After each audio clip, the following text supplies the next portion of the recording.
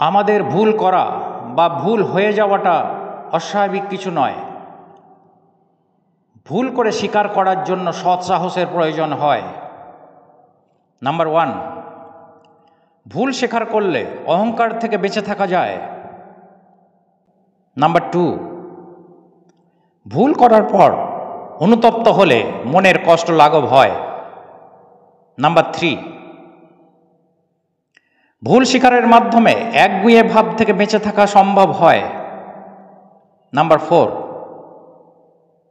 ভুল শেখার দুর্বলতা নয়, বরং নৈতিক সাহস ও ঈমানী শক্তির পরিচয়।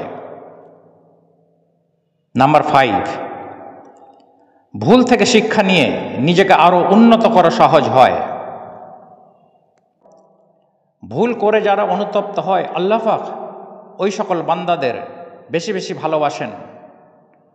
পরম করুণাময় আল্লাহ তাআলা আমাদের সবাইকে ভুল স্বীকার করে তওবা করার তৌফিক দান করুন।